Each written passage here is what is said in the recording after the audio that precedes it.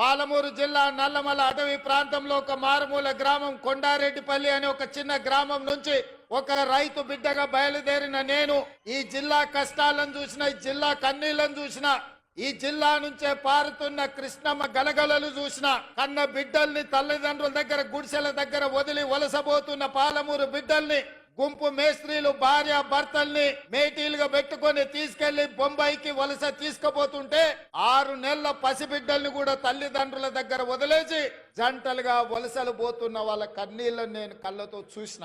ముఖ్యంగా అచ్చంపేట, నాగర్ కర్నూలు, వనపర్తి ప్రాంతంలో గుంపు మేస్త్రీల నాయకత్వంలో తట్ట పని, పార పని, మట్టి పని కోసం బొంబాయి దిక్కు వలసలు పోతుంటే ఆనాడు బస్సులు ప్రత్యేకంగా వందలాది బస్సులు ఈ జిల్లా నుంచి వలసలు తీసుకెళ్లడానికి రైతాంగాన్ని తీసుకెళ్తుంటే వనపర్తిలో నేను చదువుకునేవాడి. ఆ రోజు నేను అనుకున్నా, ఏదైనా ఒక రోజు మనకు రాకపోతుందా, ఎల్లకాలం ఎప్పుడు ఇట్లనే ఉంటదా, ఒక రోజు మనకు వస్తుంది. ఆనాడు నేను నాకు అవకాశం వస్తుంది అనుకోలేదు.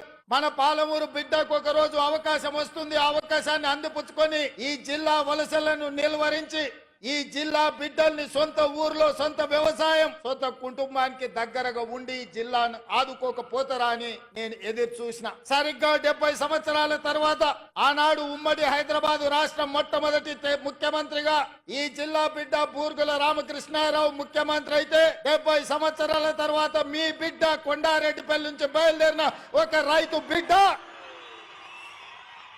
మీ అభిమానంతో ఈ తెలంగాణ రాష్ట్రానికి మళ్ళీ నాయకత్వం వచ్చే అవకాశం వచ్చింది. నా జన్మ ధన్యమైందని చెప్పి నేను ఈ సందర్భంగా తెలియజేస్తున్న మిత్రులారా, ఈ అవకాశం ఆశామాసిగా వచ్చింది కాదు. ఈ వచ్చిన అవకాశాన్ని అల్లరి చిల్లర పనుల కోసమో, అనవసరమైన ఖర్చుల కోసమో, ఆర్భాటపు ఏషాలు వేయడానికో కాదు. ఇది ఒక బాధ్యత.